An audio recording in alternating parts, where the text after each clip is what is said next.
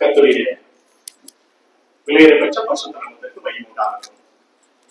உங்கள் அனைவருக்கும் இனிய புத்தாண்டு நல்வாழ்த்து நான் தெரிவித்துக் கொள்கிறேன். சரி, அதாவது நம்முடைய தமிழர் பண்பாடு என்ன அப்படின்னா, நம்ம ஒரு வாழ்த்து சொல்றோம் அப்படின்னா அங்கிட்ட ஒரு வாழ்த்து வரணும். அதுதான் இந்த பண்பாடு. அதனால இது சபதமா நீ பார்க்காதீங்க. இப்ப நான் மறுபடியும் சொல்ற வாழ்த்து நீங்க திருப்பணி செய்ய நீங்க வாழ்த்து சொல்லுங்க. ஃபர்ஸ்ட் சொல்லுவோம் நான் சொல்றேன். அனைவருக்கும் இனிய புத்தாண்டு வாழ்த்துக்கள். ரொம்ப ஏன் அப்படின்னா உங்களை அடுத்து 4வது வருடம் பார்ப்பேன். அதனால சந்தோஷம், மகிழ்ச்சி. உண்மையிலே ஒரு பெரிய மகிழ்ச்சியான ஒரு நேரம் தான் நம்ம ஜோதர் கேட்டது போல. ஏன் அப்படின்னா ஒரு வருஷம் அப்படிங்கும் போது பெரிய ஒரு யோசிக்கும் பொழுது அதான் ஏதோ இப்போது 2025 இப்ப ஆரம்பிச்சது போல தோன்றியது. இப்ப ஏதோ ரீசெண்டா இப்பதான் ஆரம்பிச்ச மாதிரி இருந்தது. நாட்கள் இப்ப பாத்தீங்க அப்படின்னா பயங்கர வேகமாக அது ஓடிட்டு இருக்கு. பயங்கர வேகம். நாட்களும் வேகமாய் ஓடுகிறது, மனிதனும் வேகமாய் ஓடிக்கொண்டிருக்கிறான். இப்படி வேகமாய் ஓடிக்கொண்டிருக்கிற இந்த நாட்களிலே சிறிது நேரம் தேவனோடு கூட அமர்ந்து தேவனுடைய சத்தத்தை கேட்டு அவருடைய நாமத்தை மையப்படுத்துகிற ஒரு சின்ன கூட்டத்தை தேவன் இன்று இரவிலே இங்கே பார்க்கும்போது அவரும் மகிழ்கிறார். ஊழியக்காரனாக இருக்கிற இனம் ஒரு பெரிய மகிழ்ச்சி. ஏனென்றால் இன்றைக்கு உள்ள காலகட்டங்களிலே அநேக கிறிஸ்தவ சபைகள் மூடப்பட்டுக் கொண்டே வருகிறது. மூடப்பட்டு வருகிறது என்று சொல்லும் பொழுது ஏதோ மற்ற மதத்தின் மூலமாக அந்த எதிர்ப்பினாலே மூடப்படல, சபையிலே ஆட்கள் இல்லாமல் தெய்வத்தை மறுதளிக்கிற ஒரு கூட்டம் நிறைய பெருகிட்டாங்க. நிறைய கிறிஸ்தவ குடும்பங்களிலே இருந்தவர்களே நிறைய பேர் இன்னைக்கு தெய்வத்தை தேடாமல் வழிவிலகி இப்படி அநேகர் சிதறண்டு போகிற இந்த காலகட்டங்களிலே இன்னைக்கு ஒரு திருச்சபை முழுமையாக ஆட்கள் இருக்கிறார்கள். அடுத்த சந்ததி இளைஞர்கள் அவங்க கொஞ்சம் வெக்கமா இருக்கிறதுனால வெளியே உட்காந்துக்கிறாங்க. ஆனாலும் பரவாயில்ல உட்காந்துட்டாங்க சபைக்குள்ள. ஏன் அப்படின்னா நான்லாம் பாத்தீங்கன்னா பள்ளிக்கூடம் படிக்கும் பொழுது இங்கதான் அதே சர்ச்சில் இருந்தோம் பாத்தீங்களா. பள்ளிக்கூட காலங்களிலே இவங்களாவது காம்பவுண்ட் உள்ள உட்காந்துக்கிறாங்க சில பசங்க. ஆனா நாங்களாம் காம்பவுண்டுக்கு வெளியில உட்காந்துட்டு இருக்கோம். வெளியில சும்மா உட்காந்து பேசிட்டு இருக்கிறது தான். அப்படிப்பட்ட ஒருத்தனையே கர்த்தர் உடுத்து கொண்டு வரும் பொழுது நானும் யோசிக்கிற மிக மகிழ்ச்சி. தேவன் இந்த பிள்ளைகளை எல்லாம், இந்த ஜனங்களை, இந்த வாய்ப்பு தம்பியில எல்லாரையும் திருச்சபைக்குள்ளாக வரவழைத்து எப்படியாவது கர்த்தருடைய சமூகத்துல கொஞ்ச நேரம் இருக்கணும் அப்படிங்கிற ஒரு ஆர்வத்தை கர்த்தர் கொடுத்திருக்கிறார். இந்த மகிழ்ச்சி 4வது வாரம் இங்கே பார்த்தது போல இந்த சண்டே ஸ்கூல் பிள்ளைங்க செஞ்ச அந்த ரொம்ப அற்புதகரமா இருந்து எனக்கு ரொம்ப மகிழ்ச்சி ஆயிடுச்சு. நான் வீட்டிலேயே பேசிட்டு இருந்தேன். நான் என்னுடைய ஊழியர்கள்ட்ட பேசும்போது சொன்னேன், அடுத்த ஒரு செட் ஆஃப் வாலிபர் பிள்ளைகள் ரொம்ப எழுதிட்டாங்க. ரொம்ப மகிழ்ச்சியா இருந்தது. அதுவும் தேவனை மேம்படுத்துற ஒரு பிள்ளைகள் எழும்போதும் அவங்க பெற்றோர்கள் தான் அது பெரிய ஒரு காரணம் சொல்றேன். 2வது அவரை நடத்தி கொண்டு வந்த இந்த சண்டே ஸ்கூல் டீச்சர்ஸா இருக்கட்டும், சபையா இருக்கட்டும், அவருடைய பெற்றோர்களா இருக்கட்டும், தேவன் தாமே இந்த இப்படிப்பட்டதான ஒரு அற்புதகரமான வாழ்க்கை சூழ்நிலையை சபையில கொடுக்கட்டும். தேவன் உங்களை இப்படிப்பட்ட நிலைமையிலே வளர்ப்பதற்கு கற்று தேசுவாராக. அதுல ஒரு சின்ன பங்கு எனக்கும் கருத்து கொடுத்திருக்கிறார். ஆகவே தேவன் இப்படிப்பட்ட ஒரு நிலைமையில் நம்ம எல்லாம் ஒன்று சேர்ந்து தேவனுடைய வார்த்தையை தேவனுடைய சபையை வளர்ப்பதற்கும் தேவனுடைய நாமத்தை மையப்படுத்த கர்த்தர் உதவி செய்யட்டும். சரி, இன்றைக்கு கூட நம்முடைய செய்திகளை நம்ம கடந்து சொல்வோம். நான் பெரிய ஒரு செய்தியை நான் உங்களுக்கு முன்னாடி சொல்ல நான் விரும்பல. ஒரு சின்ன செய்தி மாத்திரம் உங்களோட சொல்லிவிட்டு நீங்களும் நாம் கடந்து செல்லலாம். பொதுவாக உலகத்திலே பல மனிதர்கள் தெய்வத்தை ஏன் தேடுகிறார்கள் என்ற ஒரு சிந்தையை நம்ம பார்ப்போம் அப்படின்னா, பல நேரங்கள் பல மனிதர்கள் தெய்வத்தை தேடுவதற்கு மிக முக்கியமான நோக்கம் 1 உடல் சார்ந்த காரியம், 2 பொருள் சார்ந்த காரியம், 3 உறவு சார்ந்த காரியம். உலகத்தில் இருக்கிற பலவாரியான மனிதர்கள், பல மதத்தை சேர்ந்த மனிதர்கள் தெய்வத்தை தேடுகிறார்களா என்று கேட்டால் எல்லாரும் தேடுகிறார்கள். அது யாருமே தேடுன்னு சொல்ல முடியாது. இன்றைக்கு கிறிஸ்தவ பிள்ளைகளா இருக்கிற நம்ம தேவனுடைய சபையிலே இங்கே அவரை தேடுகிறோம். நீங்கள் கொஞ்சம் வெளியில போய் பார்த்தீங்க அப்படின்னா இதே நேரத்திலே மற்ற மதத்தை சேர்ந்தவர்களும் இன்றைக்கு அவருடைய தெய்வங்களை தேடுகிறார்கள். இன்றைக்கு தெய்வத்தை தேடுகிற மனிதர்கள் இன்றைக்கு பெருகிவிட்டார்கள். அது உண்மைதான், உண்மை. ஆனா அந்த தெய்வத்தை தேடுகிறவருடைய பிள்ளைகளுடைய எல்லாருடைய எண்ணம் எதுவா இருக்குன்னு கேட்டீங்கன்னா, 1 இந்த உடல் சார்ந்த, பொருள் சார்ந்த, உறவு சார்ந்த காரியத்திற்காக தேடுவாங்க. இதன் மத்தியிலே கிறிஸ்தவ மார்க்கம் மாத்திரம்தான் ஒரு பெரிய வித்தியாசத்தை கொண்டு காமிக்கிறது முன்னாடி. இந்த கிறிஸ்தவ மார்க்கம் வேறு விதமாய் நமக்கு கற்றுக் கொடுக்குது. என்னவென்று கேட்டால், ஏதோ ஒன்றை பெற்றுக் கொள்வதற்காக நாம் தெய்வத்தை தேடுவதல்ல, மாறாக நாம் ஏற்கனவே பெற்றுக் கொண்டதற்காக தெய்வத்தை தேடுவோம். இதுதான் பெரிய வித்தியாசம். மற்ற மதத்திற்கும் எனக்கும் உள்ள பெரிய வித்தியாசம் என்னவென்று கேட்டால், எல்லாரும் தெய்வத்தை தேடுகிறார்கள். ஏனென்றால் ஏதோ ஒன்றை பெற்றுக் கொள்ள வேண்டும். ஆனா நானும் நீங்களும் வாரந்தோறும் கர்த்தரை ஆராதிக்க வருகிறோம். ஏனென்று கேட்டால் பெற்றுக் கொள்வதற்காக தேட வருவதில்லை. எதுக்கு வருவது தெரியுமா? நம்ம ஏற்கனவே பெற்றுக்கொண்டோம்.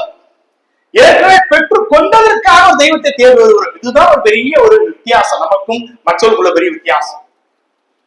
உதாரணத்துக்கு சொல்லுகிறேன், ஒரு சிறைச்சாலை கைதி இருக்கிறார். அவருக்கு மரண தண்டனை விதிக்கப்பட்டாச்சு. ஏறக்குறைய மரண தண்டனுடைய தேதி நெருங்கிடுச்சு, மறிக்க போகிற அந்த நாளும் வந்துவிட்டது. ஆனால் அதற்கு சில நாட்களுக்கு முன்னாடி அங்க இருக்கிற சிறை அதிகாரி சொல்றாரு அந்த மனிதர்கிட்ட, ஐயா, உன்னுடைய பாவம், நீ செய்த தவறுக்கான தண்டனை இன்னொருவர் என்ன செஞ்சுக்கிட்டார், அதை ஏற்றுக்கொண்டார். இன்னொருவர் அதற்கான அந்த அந்த தேவையான தொகையை அவர் கிரயத்தை கொடுத்துட்டார். அந்த கோர்ட் சொன்ன அந்த பணத்தை அவர் கட்டிட்டாரு. இந்த தவறிலிருந்து உன்னை விடுதலையும் அவர் கொடுத்து விட்டார். நீ இன்றிலிருந்து சுதந்திரவாணி, நீ விடுதலையாகி போய்விடலாம். உனக்கு மரணம் தண்டனை அல்ல, நீ மரணத்திலிருந்து தப்பித்து விட்டாய், நீ விடுதலையாகி விட்டாய் என்று சொல்லிவிட்டார். வைத்துக்கிறோமே, இப்ப விடுதலையாக்கப்பட்ட அந்த சிறை கைதி சிறையிலிருந்து வெளியே வந்த உடனே இந்த மனுஷன் யாரை தேடி போவான்? பணத்தை சம்பாதிப்பதற்காக பணத்தை தேடி போவானா? இல்ல தன்னுடைய குடும்பத்தை பார்ப்பதற்கு போவானா? இல்ல தன்னை விடுதலை செய்து தனக்கு இன்னொரு வாழ்வை கொடுத்த அந்த மனிதனை தேடி போவானா? யாரை தேடி போவானா? முதல்ல தனக்கு யார் விடுதலை கொடுத்தாரோ அது யாரும் தெரியாது, ஆனா கொடுத்த அந்த மனிதனை தேடி போவான். கிறிஸ்தவ மார்க்கம் எக்ஸாக்டா தான் சொல்லுது. இன்றைக்கு நான் ஏன் இந்த தெய்வத்தை தேடி வருகிறேன் என்று கேட்டால், நான் பெற்றுக் கொள்வதற்கு அல்ல, பெற்றுக் கொண்டதற்காக தேடுகிறேன். தேவன் எனக்கு கொடுத்த விலை மதிப்பற்ற ஒரு பரிசு எதுன்னு கேட்டீங்க அப்படின்னா, அதுதான் நான் ஆராதிக்கிறேன், நீங்கள் ஆராதிக்கூடிய கர்த்தராகிய இயேசு கிறிஸ்துவானவர். 1 யோவான் புத்தகம் 4ஆம் அதிகாரத்துக்கு நீங்கள் வேதத்தை திருப்பிக் கொள்வீர்கள் என்றால், அங்கே ஒரு வேத பகுதி இப்படியாக இருக்கிறது. 1 யோவான் புத்தகம் 4ஆவது அதிகாரம் 9ஆம் வசனத்தை நீங்க பார்க்கும் பொழுது, நான் பிழைக்கும்படிக்கு தேவன் அவரை இவ்வுலகத்திலே அனுப்பினதினால், தேவன் நம்மேல் வைத்த அன்பு வெளிப்பட்டது. நீங்கள் அடுத்த வசனத்தை படிக்கும்போது சொல்வார், அனுப்பப்பட்டார். நமக்கு ஒரு தேவன் அனுப்பப்பட்டார், கொடுக்கப்பட்டார்.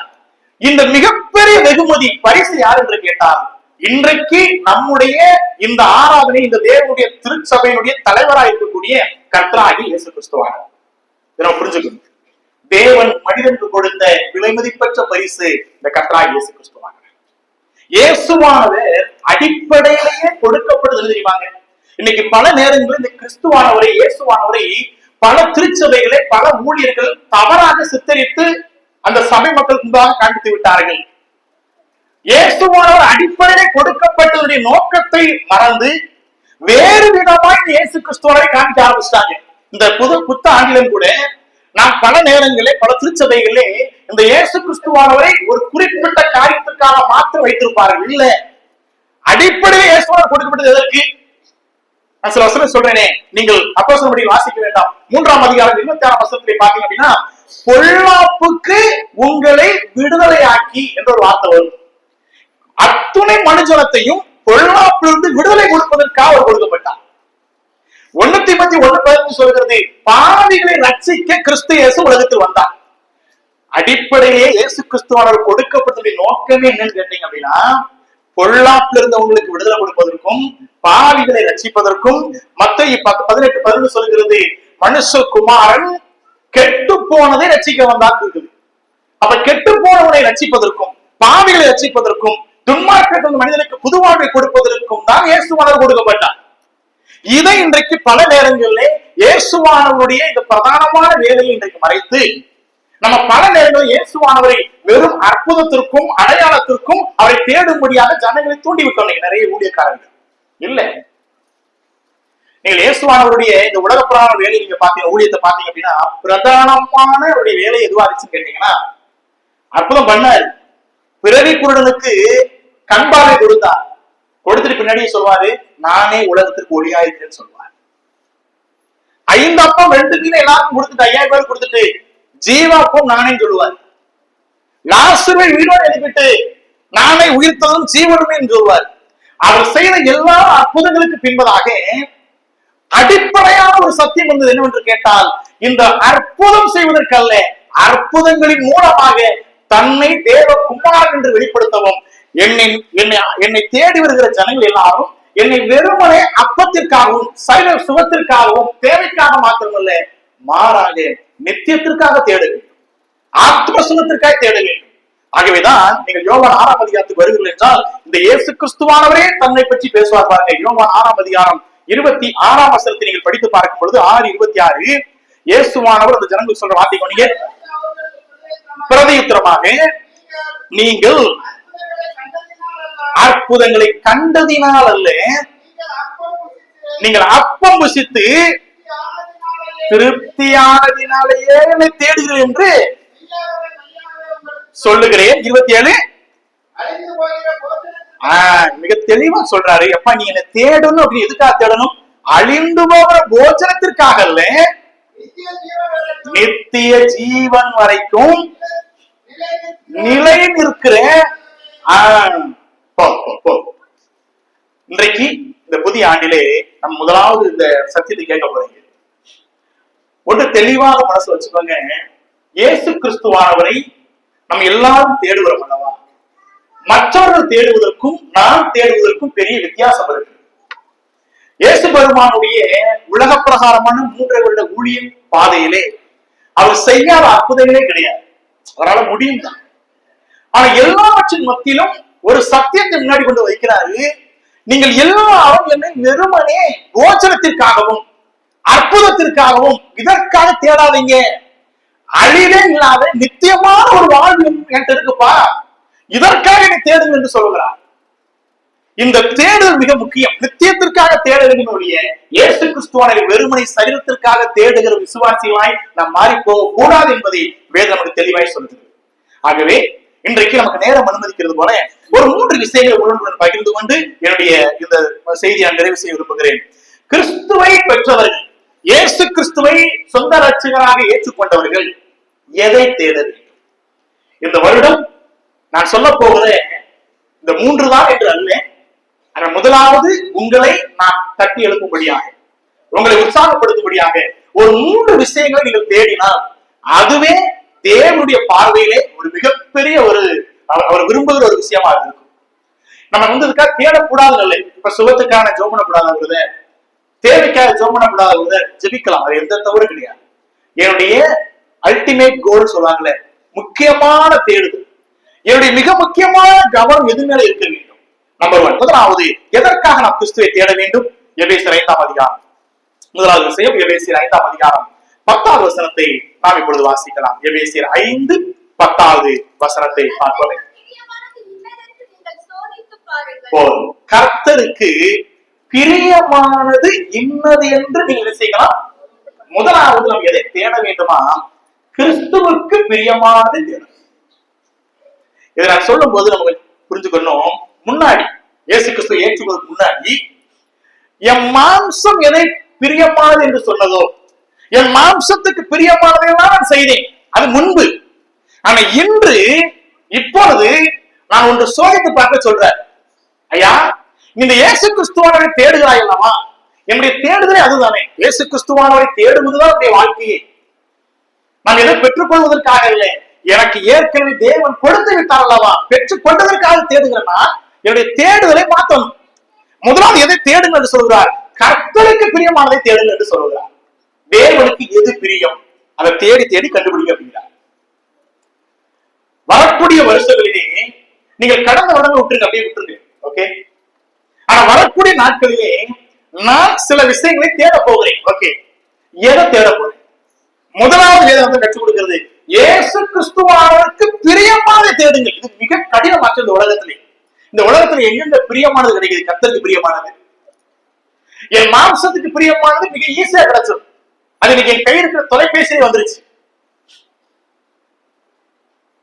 இன்னைக்கு இப்ப எனக்கெல்லாம் பார்த்தீங்கன்னா இன்ஸ்டாகிராம் எனக்கு தெரியாது, இப்ப எனக்கு தெரியாது, அது எல்லோ இல்லை, அக்கௌண்ட்லயும் கிடையாது. ஆனா சில பேரெல்லாம் பாத்தீங்கன்னா படிக்கிறது 5ஆம் பாராட்டம் படிக்கும், அந்த பேருக்கு இன்ஸ்டாகிராம் எனக்கு என்னடா செய்வாங்கன்னு எனக்கு புரிய மாட்டேங்குது. இப்பவும் பாத்தீங்கன்னா எனக்கு யாராவது வாட்ஸ்அப் அனுப்புனீங்க அப்படின்னா ஒரு வாரம் பாக்குறது, நான் அந்த பக்கம் போகவே மாட்டேன். வாட்ஸ்அப், பேஸ்புக் அதெல்லாம் வந்து ஒன்சப்பா இது ஒன்ஸ் நீ குழுமம் சொல்லுவாங்கல்ல, அது எப்பயோ ஒரு முறை அது அப்படின்னு இருக்காங்க, அப்பப்போ பாத்துக்கிறது அவ்வளவு. அதெல்லாம் அது பக்கம் போறது நேரமும் கிடையாது, பார்க்கவும் மாட்டேங்க.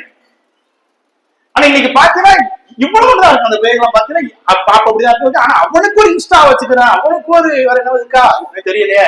நான் வந்துதான் அப்டேட் ஆகல. நீங்க இன்ஸ்டா வச்சுக்கிட்டு பேஸ்புக் வச்சுக்கிட்டு அவன் பண்ற அளப்பறைகள் பாத்தீங்கன்னா ஒருத்தனும் நீங்களா வச்சிருக்கிறாங்க யாரும் இல்ல. சந்தோஷம். நான் என்ன சொல்றேன்னா தப்பு சொல்லல, அது நல்லது, ஏதாவது இதோட போயிட்டு நல்லதுதான். ஆனால் என் தேவனுக்கு பிரியமானது எதுன்னு தேட ஆரம்பிச்சிருக்கோமான்னு யோசிக்க. நான் செய்யற சில விஷயங்கள் என்னுடைய தனிப்பட்ட வாழ்க்கையிலே தேவனை தேடுகிறவர்கள் முதலாவது எதை தேடுவாங்கன்னு கேட்டீங்க அப்படின்னா, இது தேவனுக்கு பிரியமானதா, என் உள்ளான இதயத்துல இந்த ஓசை கேட்டுக்கிட்டே இருக்கும். நான் செய்யறேன்ல, இது கர்த்தருக்கு பிரியமா? நீங்க ஒண்ணு பண்றீங்களே, இப்ப உங்க வாழ்க்கையில பண்ணிட்டு இருக்கீங்கல்ல, இன்றைக்கு நீங்க செய்கிற இந்த காரியங்கள் தேவனுக்கு பிரியமானதுதானே உங்களுக்கு தெரியுமா? நீங்க பல விஷயங்கள் பண்ணிட்டு இருக்கீங்களா இன்னைக்கு உங்களுடைய வாழ்க்கையில, தினசரி ஒரு வாழ்க்கையில ஒரு விஷயம் பண்றீங்க. நீங்கள் செய்யும் பொழுது உங்கள் காரணம் ஒரு இடத்துக்கு போகுது, உங்களுக்கு தெரியும் இங்க போக கூடாதுன்னு தெரியும். அது தேவனுக்கு பிரியமா? இந்த இடத்துக்கு போறேனே, நான் கேட்கிறேனே, ஹெட்செட் போட்டு கேட்கிறேன், நல்லா கேட்கிறேன். நீங்க என்ன கேட்க எனக்கு தெரியாது, அது ரொம்ப ஈஸி. வேற ஹெட்செட்ல போட்டு கேட்டா ஒண்ணுமே கேட்காது, மத்தவங்க என்ன கேட்கான்னு தெரியாது. சரி, இது கர்த்தருக்கு பிரியமானதா? தயவு செய்து வரக்கூடிய வருடங்களிலேயே ஏன் சொல்றேன் அப்படின்னா, இன்னைக்கு நானு இந்த உலகத்துல இருக்கிற எங்க எல்லாரும் நம்ம மறைச்சிடலாம். ஆனா நீங்கள் ஒரே ஒரு சிந்தனை வச்சுக்கோங்க, வரக்கூடிய வருடங்களிலே நான் செய்யக்கூடிய எல்லா விஷயங்களிலுமே இது தேவன் பிரியப்படுவாரா? தேவனுக்கு இது பிரியமானதா? தேவன் இதன் மூலமா மகிழ்ச்சி அடைவாரா? இதை தேடுகிற ஒரு வாழ்க்கை வாழுங்க. கலாத்தியர் 2:20 அப்போஸ்தலனாகிய பவுல் ரொம்ப அற்புதமா ஒரு வார்த்தை பேசியிருப்பாரு, ரொம்ப பிடிச்ச வார்த்தையும் கூட. 2வது அதிகாரம் 20ஆம் வசனத்துல சொல்றாரு பாருங்க, கிறிஸ்துவுடனே கூட. இன்னொரு வார்த்தை தெரியுமா? கவனிச்சீங்க அந்த வார்த்தை? கவனிச்சீங்களா எப்படி போட்டிருக்கிறது? கிறிஸ்துவுடனே கூட யார் அறையப்பட்டாச்சா?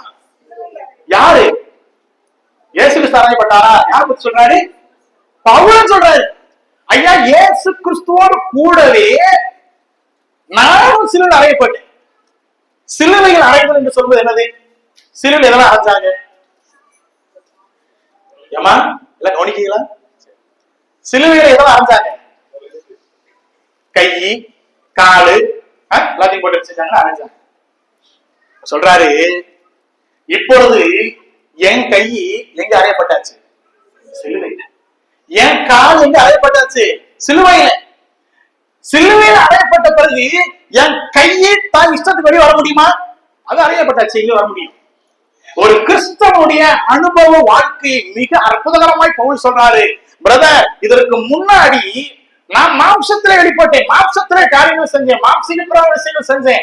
ஆனா என்றைக்கு என் இயேசு பெருமானை ஏற்றுக்கொண்டேனோ, என் வாழ்க்கையில என்றைக்கு அவர் எனக்கு வெளிச்சமாய் வந்தாரோ, அவரை நான் என்றைக்கு பெற்றுக்கொண்டேனோ, என் தேடுதல் வேற மாதிரி மாறி போச்சு.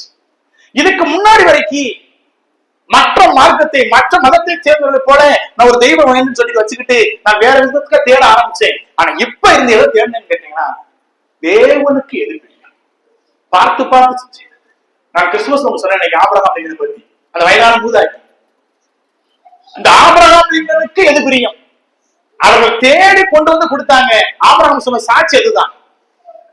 இடத்துல வருவது எல்லாருமே ஒரு விண்ணப்பத்தோடு வந்தார்கள். ஆனா நீங்க மட்டும் தாமா என்னுடைய விருப்பத்தை நிறைவேற்றி சொன்னாங்க பாத்தீங்களா? அதே போல என் கர்த்தராகிய இயேசு கிறிஸ்துவானவருடைய முன்னாடி நிற்கும் போது என் இயேசு பெருமான் சொல்லணும், எஸ் பிரதர், இந்த உலகம் உங்களை பாவம் செய்ய தூண்டுச்சு, உலகத்துல இருக்கிற சகல காரியங்கள் உங்களுக்கு பிரியமாய் நடத்த உங்களுக்கு நிறைய சந்தர்ப்பங்களை கொடுத்துச்சு. ஆனால் உன் கை என்னோடு கூட சிலுவையில் அறையப்பட்டுச்சு. ஆனா பல நேரங்கள்ல என் இயேசு கிறிஸ்துவின் கரங்களை தள்ளி விட்டுட்டு அந்த கையில தான் பாவம் பண்றேன். என் இயேசு கிறிஸ்துவால் அறையப்பட்ட அதே சிலுவையில நான் அறையப்பட்டேன். சில நேரங்கள்ல அந்த கால்கள் என் இயேசுவாவை எட்டி உதைத்து விட்டு வெளியே வந்து பாவம் செஞ்சுட்டு மறுபடியும் ஒட்டிக்கிச்சு. எத்தனை முறை நம்முடைய வாழ்க்கை செஞ்சிருக்கிறோம். ஆனா வேதம் சொல்கிறது, எனக்கு பிரியமானவர்களே, நீங்கள் எதை தேட வேண்டும்? முதலாவது வேதம் சொல்கிறது, நான் தேட வேண்டியது கிறிஸ்துவுக்கு பிரியமானதை தேடுங்கள். வரக்கூடிய காலங்களில் அதுல தேவன் ரொம்ப விரும்புறாரு, பயங்கர விருப்பம் உள்ளவராக இருக்கிறார். அவருக்கு ரொம்ப பிடிச்சது அதான். கிறிஸ்துவை சரியாய் அறிந்து கொண்டவர்கள் கிறிஸ்துவுக்கு பிரியமானதை மட்டும் செய்ய துடிப்பாங்க. இல்லை என்றால் என் மாம்சம் சொல்வதை கேட்பேன், என்னுடைய மனதுக்கு பிடித்ததெல்லாம் செய்வேன். வேதம் அதைத்தான் நமக்கு அடிக்கடி கற்றுக் கொடுக்கிறது. தேவனை சரியாய் புரிந்து கொள்ளுங்கள். புரிந்து கொண்டவருடைய ஜெபம் கூட வித்தியாசமா தான் இருக்கும். தேவனை சரியாய் புரிந்து கொண்டவருடைய ஊழியம் வித்தியாசமா இருக்கும், ஜெபம் வித்தியாசமா இருக்கும். நீங்கள் ஏசாயா தீர்க்கதரிசனத்துக்கு வந்தீங்க அப்படின்னா, கர்த்தரை புரிந்தவருடைய ஜெபத்தை பாருங்க எப்படி பெற்றிருக்காரு. 66வது அதிகாரத்தை பாருங்க. ஏசாயா 66வது அதிகாரம் 1-2 வசனத்தை பாருங்களேன். 66ல 1-2 கர்த்தர் சொல்ற வார்த்தை கவனிங்க. சொல்கிறது என்னவென்றால், வானம் எனக்கு சிங்காசனம், பூமி எனக்கு பாதபடி, நீங்கள் எனக்கு கட்டும் ஆலயம் எப்படிப்பட்டது, நான் தங்கி இருக்கும் ஸ்தலம் எப்படிப்பட்டது. அடுத்த வருஷம் பாருங்களேன். இப்பதான் மேலும் சொல்றாரு, எப்படி இருக்கணும், என்னுடைய கரம் இவைகள் எல்லாம் சிருஷ்டித்ததினால் இவைகள் எல்லாம் உண்டாய் என்று கர்த்தர் சொல்லுகிறார். இப்ப பாருங்களேன், தேவன் எதுல ரொம்ப பிரியப்படுறா தெரியுமா? ஆனாலும் சிறுமைப்பட்டு ஆவியில் நொறுங்குண்டு என் வஸ்திரத்துக்கு நடுங்குகிறவனையே செய்வனானே.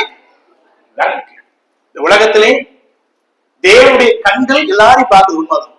ஆனா மிக முக்கியமா யார பார்க்குதுன்னு கேட்டீங்க அப்படின்னா, சிறுமைப்பட்டு ஆவியில் நொறுங்குண்டு தேவ சமூகத்திலே வஸ்திரத்துக்கு நடுங்குகிற மனிதனை யார் நோக்கி பார்க்கிறது கேட்டால், என் தேவகுமாரன் பார்க்கிறார். முதலாவது, நீங்கள் எதை தேட வேண்டும்? வேதம் கற்றுக் கொடுக்கும் முதல் விஷயம் என்னவென்று கேட்டால், கிறிஸ்துவுக்கு பிரியமானதை தேடுங்கள். நம்பர் 2. இரண்டாவது, நாம் எதை தேட வேண்டும்? இரண்டாவது 119ஆம் சங்கீதத்துக்கு வாங்களே. 119ஆம் சங்கீதம் 119ஆம் சங்கீதம் 131ஆம் வசனத்தை வாசி. 119, 131. இந்த வார்த்தை நல்லா கவனிங்க. கர்த்தருடைய வார்த்தையை பற்றி வார்த்தை சொல்கிறாரா? வாசிமா. உம்முடைய கற்பனைகளை நான் வாஞ்சிக்கிறபடியால் என் வாயை ஆவென்று திறந்து, அந்த வார்த்தை கவனிச்சு நல்ல உருவகத்தில் பேசுகிறார். இந்த இடத்துல நீங்க பாத்தீங்க அப்படின்னா, சங்கீதக்காரன் தன்னுடைய வாஞ்சியை பேசுறார், தேடுவதை பேசுகிறார். இன்றைக்கு இருக்கக்கூடிய சபையில் இருக்கக்கூடிய பெரிய பிரச்சனை என்னன்னு கேட்டீங்கன்னா, சபைகள் தேவன் பேசுவதை கேட்பதற்கு நேரம் இல்லை, தேவன் பேசுறத கேட்க நேரம் கிடையாது. இன்னைக்கு பல மனிதனுடைய வாழ்க்கையில வேத வாசிப்புகள் ஒரு கடமையாக மாறிடுச்சு. இந்த காலகட்டங்கள்ல சொல்லு, பல் துளக்குது ஒரு கடமை. பொதுவா பாத்தீங்கன்னா, காலையில் எந்திரிச்சோன்னு எல்லாருடைய கையிலும் நேரம் எங்க போகும்? பிரஷ் எடுக்க போயிடும். அதாவது பள்ளி ஏன் தொடங்கணும்? புது வருஷத்துல உடுபடி செய்யறாங்க. பள்ளி எதுக்கு தொடங்கணும்? மெயினான காரணம் கேட்டீங்க அப்படின்னா, இந்த பல் மிக சுத்தமா இருக்கும் தான் மெயினான காரணம். ஆனா பல பேருக்கு இந்த பல் துளப்பு எப்படி தெரியுமா? கடமை. அது எடுக்கணும் 2 கிலோ சடக்கு போய் அது திரும்ப நாச்சம் வருது, நாச்சம் வராது, அடுத்தவன் கஷ்டப்படுறான், அதெல்லாம் 2வது. இன்னைக்கு பல்லு விளக்கணும்ப்பா, அதனால விளக்கிட்டேன், அவ்வளவுதான். இந்த பல்ல வந்து விளக்குறதுனால என்ன நன்மை வருது? இதனால சுத்தமாகணுமே, அது துர்நாற்றம் போகணுமே, அழுக்கு போகணுமே, அதெல்லாம் 2வது. நம்ம பொறுத்தவரை எந்த சொல்ல என்ன செய்யணும்?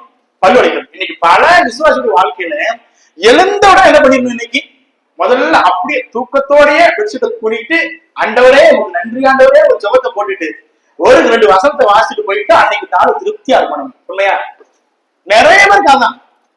காலையில எழுந்த உடனே பாதி உறக்கத்துல ஒரு ஜெபம், அப்புறம் கொஞ்சம் முழு உறக்கத்துல 2 வசனம். இது ஒரு கடமையாவே மாறிடுச்சு. நிறைய பேர் சொல்லுவாங்க, பிரதர் இன்னைக்கு பைபிள் வாசிக்கல எனக்கு மைண்ட் ஒரு மாதிரி இருக்கும் பிரதர், பைபிளை வாசிட்டோம்னா எனக்கு திருப்தி, அன்னைக்கு ஏதோ நிறைவான மாதிரி இருக்கும். இல்ல இது ஒரு குறையாவே டிஸ்டர்ப்டாவே இருக்கும். இன்னைக்கு பைபிள் வாசிக்கலையே. இன்னைக்கு நிறைய பேருக்கு வேதம் வாசிப்பது ஒரு கடமையாக மாறி போச்சு. ஆனா இந்த வேதம் சொல்கிறது, ஒரு விசுவாசி இயேசுவை பெற்றுக்கொண்டவன், கிறிஸ்துவை பெற்றுக்கொண்டவன் எதை தேட வேண்டுமா? அவருக்கு பிரியமானது மாத்திரமல்ல, தேவ வார்த்தையை தேட வேண்டும். இரண்டாவது நம்முடைய வாழ்க்கை இந்த வருஷம் நீங்க கத்துக்கொள்ள தேவ வார்த்தையை தேடுங்கள். 119 சங்கீதம் முழுவதும் சங்கீதக்காரனுக்கும் வசனத்துக்கும் இடையான உறவை பத்தி பேசும். அற்புதமான ஒரு சங்கீதம். 119 சங்கீதம் நீங்கள் 1வது வசனம் படிச்சு பாருங்களேன். முழுக்க முழுக்க நீங்கள் இதே 148 வசனத்தை படிச்சு பாருங்களேன். அங்கேயும் அவருடைய ஆசையை சொல்லுவாங்க. என்ன ஆசை சொல்றாங்க? உமது வசனத்தை தியானிக்கும்படி எப்படி போட்டுருக்குது? குறித்த ஜாமங்களுக்கு முன்னே என் கண்கள் விழித்துக்கொள். இன்னைக்கு நிறைய பேரு காலையில முழிச்ச உடனே, குறித்த ஜாமங்களுக்கு முன்னாடி முழிச்ச உடனே எதுக்கு ஆயத்தமாயிடும் தெரியுமா?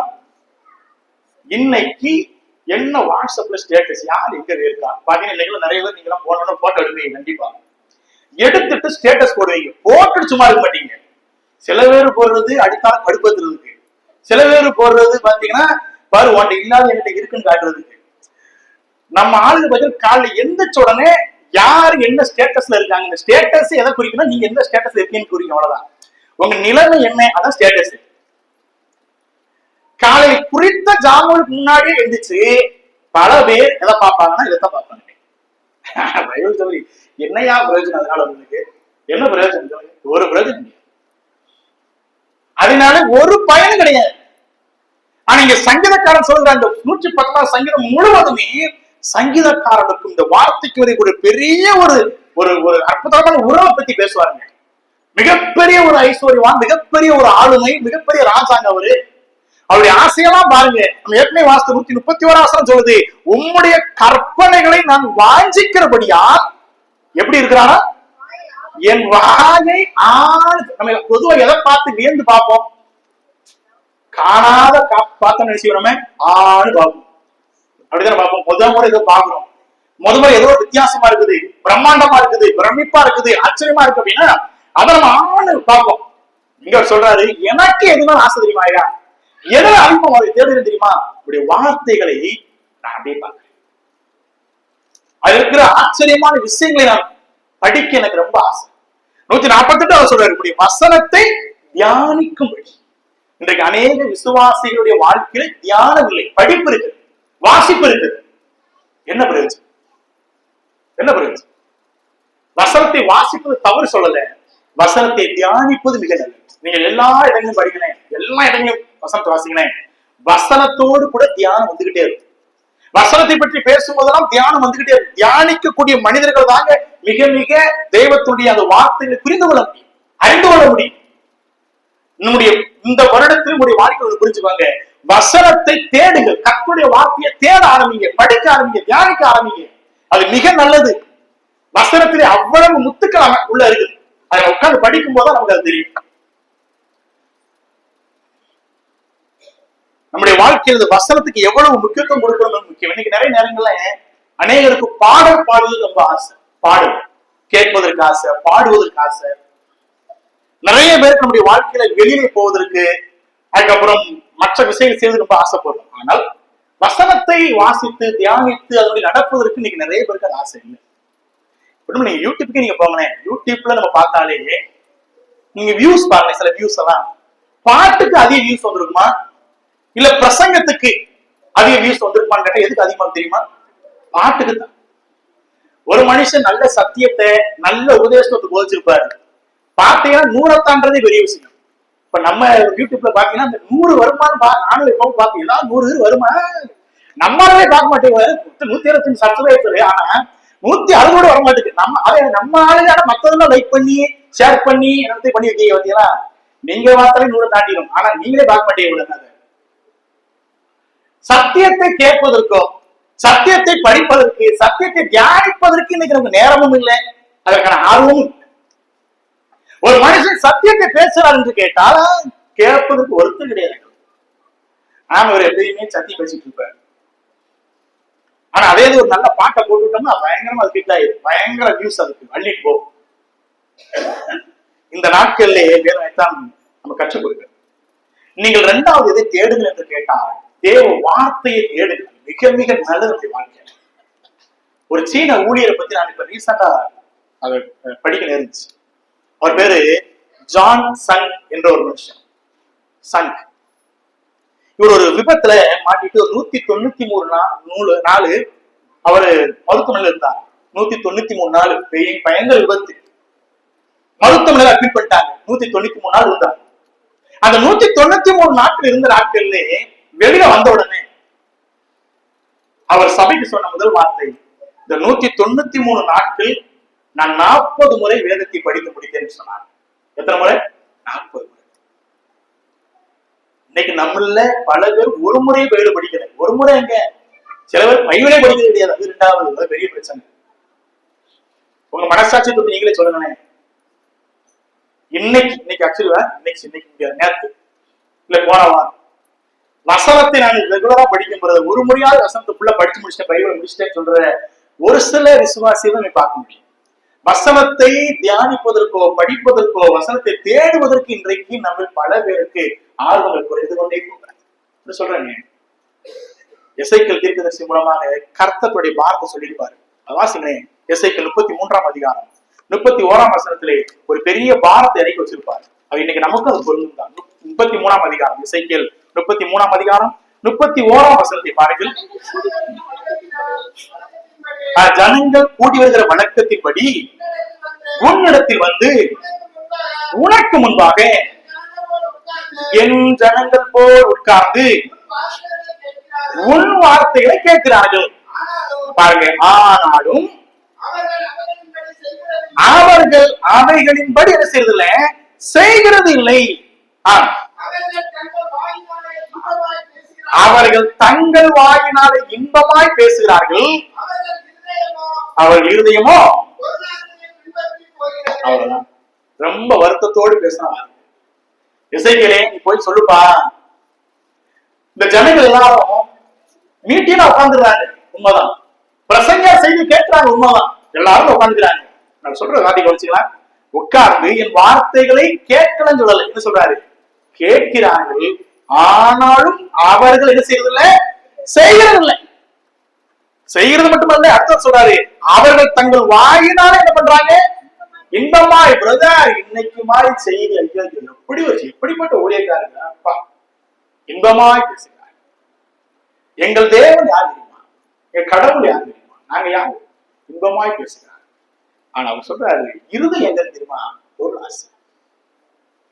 இன்னைக்கு பல விசுவாசியுடைய வாழ்க்கையிலே வேதத்தை தியானிக்க படிக்க நமக்கு ஏன் ஆர்வம் இல்லைன்னு கேட்டீங்கன்னா, நம்ம ஆசை எங்க போயிடுச்சுன்னா, தேவன் கொடுத்த ஒப்பற்ற ஒரு செல்வமா இருந்த வேதத்தை விட்டு இன்றைக்கு அழிந்து போகக்கூடிய சாதாரணமான பொருளுக்கு பின்பதாக, உலகத்திற்கு பின்பாக, பணத்திற்கு பின்பாக போனதுனால நம்ம அதற்கு நேரத்தை கொடுக்கிறேன், இதற்கு நேரத்தை செலவழிக்கிறேன். ஆனா இந்த வருஷம் யோசிங்க. ஆண்டவரே, உமக்கு பிரியமானதை கடந்த வருடம் செய்தேனா அதெல்லாம் விட்டுருங்க. வரக்கூடிய வருடங்கள் அவருக்கு பிரியமான மட்டும் செஞ்சு பாருங்க. கர்த்தருடைய வல்லமையான அற்புதகரமான காரியங்களை உடைய வாழ்க்கை அனுபவிக்க கண்டிப்பா. இரண்டாவது, அவருடைய வார்த்தையை கவனிக்க. இந்த வார்த்தை உங்களுக்கு எவ்வளவு வல்லமையும் எவ்வளவு தைரியத்தையும் உங்களுடைய வாழ்க்கையில எப்படியெல்லாம் ஆசீர்வாதத்தை கொடுக்குது என்பதை நீங்கள் அனுபவிக்க கண்டிப்பா. வசனத்தை மட்டும் கடிப்பீங்க. ஒரு வேதத்தை நம்ம வாஞ்சிப்பதற்கு நம்ம யாரும் சொல்லித்தர வேண்டிய அவசியமே இல்லை. ஒரு குழந்தை பிறந்துருச்சு அப்படின்னா அதற்கு உணவு வேண்டும் என்றால் அதுவே அழுதுரும், அதுவே கேட்கும். இன்னைக்கு நாங்க சொல்ல வேண்டிய அவசியம் இல்லை, நீங்க பைபிள் படிங்கன்னு சொல்ல வேண்டிய அவசியமே கிடையாது. ஏனென்றால் நீங்கள் உண்மையாய் பிறந்திருப்பீர்கள் என்றால், உண்மையாய் ரட்சிக்கப்பட்டு கிறிஸ்துவுக்குள்ளாக பிறந்திருப்பீர்கள் என்றால், இந்த குழந்தை கண்டிப்பாக இந்த வசனத்தை என்ற பால் மேல வாஞ்சியா இருக்கும். இன்னைக்கு ஏன் வாஞ்சை இல்லைன்னு கேட்டா, என் பிறப்பு ஏதோ அங்க எதுவும் மிஸ்டேக் ஆயிடும். பிறந்த பிள்ளைக்கு கண்டிப்பாய் தாய்ப்பாலின் மேல வாஞ்சை கண்டிப்பா இருக்கும், ஆசை இருக்கும். நான் உண்மையா கிறிஸ்துவுக்குள் பிறந்தவனா இருப்பேன் என்றால் எனக்கு எதுவுமே வாஞ்சை இருக்கும் என்றால் வசனம் என்ற ஞானப்பாடின் மேல் வாஞ்சை இருந்தே ஆகும். இல்லை என்றால் நீங்க தயவு செய்து கொஞ்சம் கேள்வி கேட்டு யோசிங்க. உங்களுடைய ரட்சிப்பு ஒரு பெரிய கேள்விக்குறி. வசனத்தை எவ்வளவு படிக்க முடியல, தியானிக்க முடியல, எனக்கு அது வெறுப்பா இருக்கு, எனக்கு இன்ட்ரெஸ்டே இல்லைன்னு கேட்டீங்க அப்படின்னா, ஒன்று என் வளர்ச்சியில பெரிய ஒரு தடுமாற்றம் இருக்கும். என்னுடைய பிறப்பே கொஞ்சம் கஷ்டம் தான்.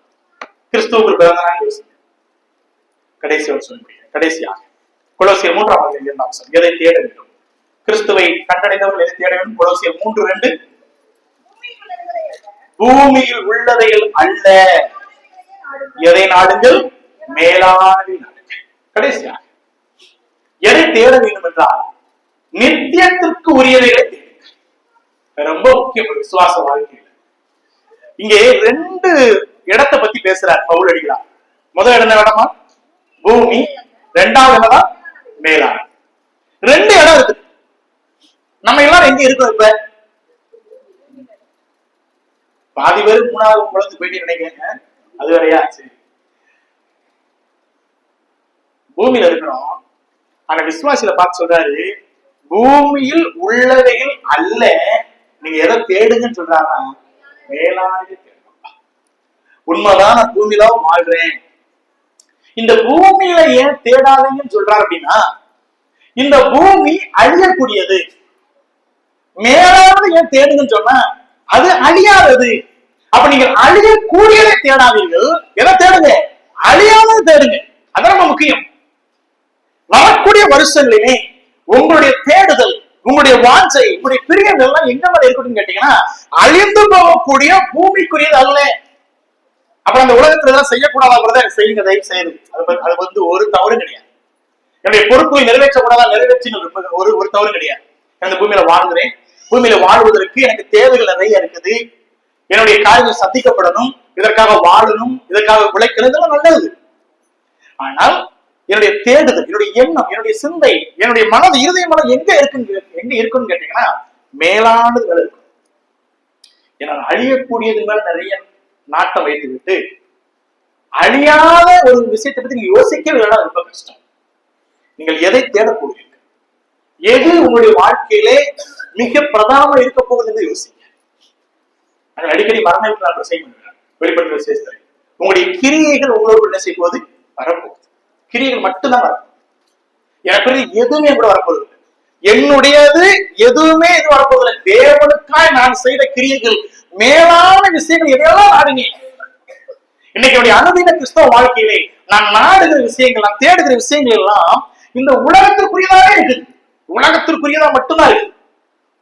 அதற்கு நடுவாக மேல இருந்து இருக்கிற என் தேவகுமார இயேசு கிறிஸ்துவானவர், பரலோகத்தில் வச்சிருக்கிற சிங்காசனத்தில் தேவனானவர் எனக்குரியதான் நாடுவாக அந்த ஜனங்கள்னு பார்த்தா வருஷம் ஓடிட்டு இருக்குது. ஆனா அவரை தேடுவதற்கு நாடுவதற்கு ஒரு பேர் கிடையாது.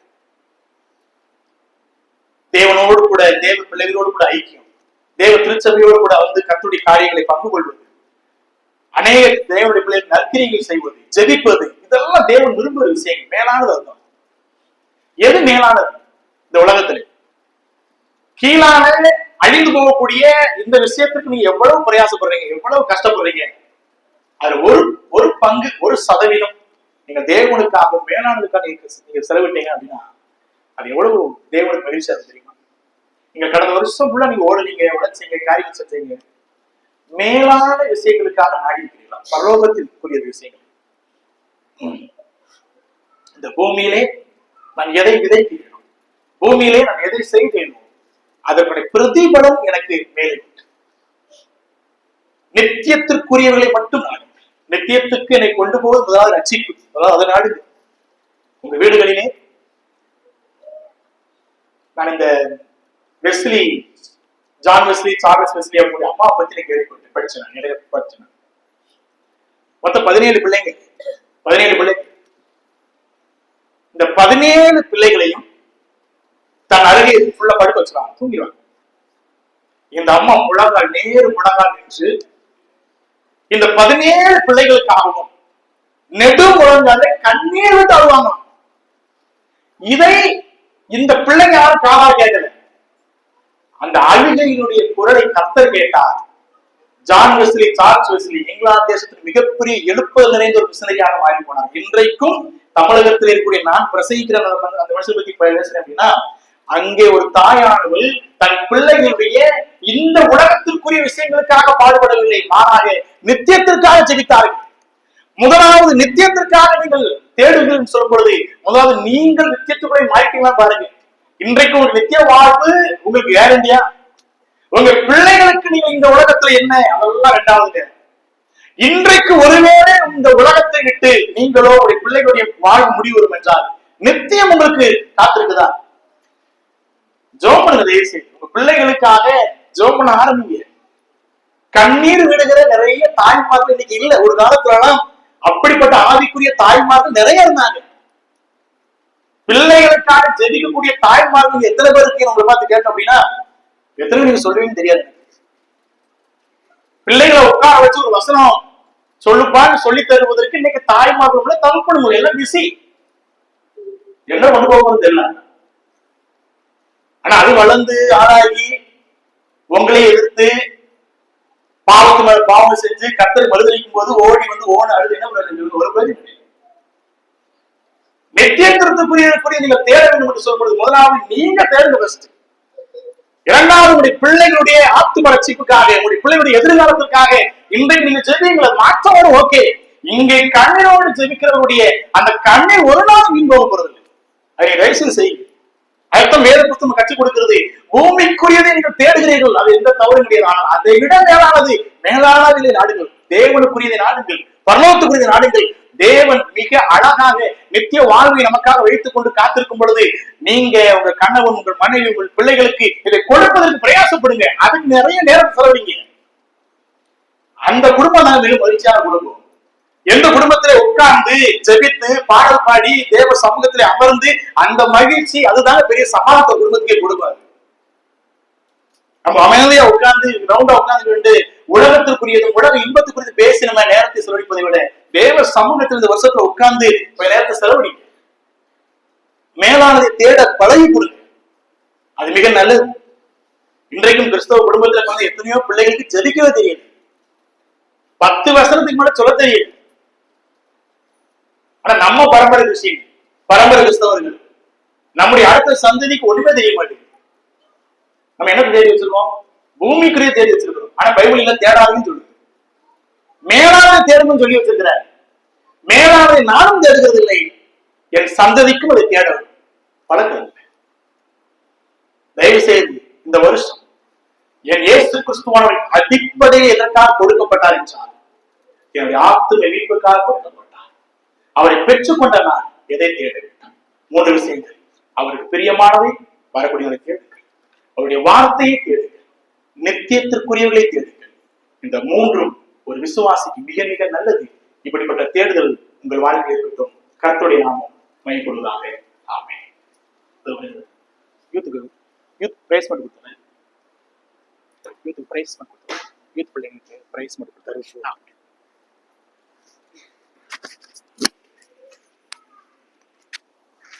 யூத் பிள்ளைகளுக்கு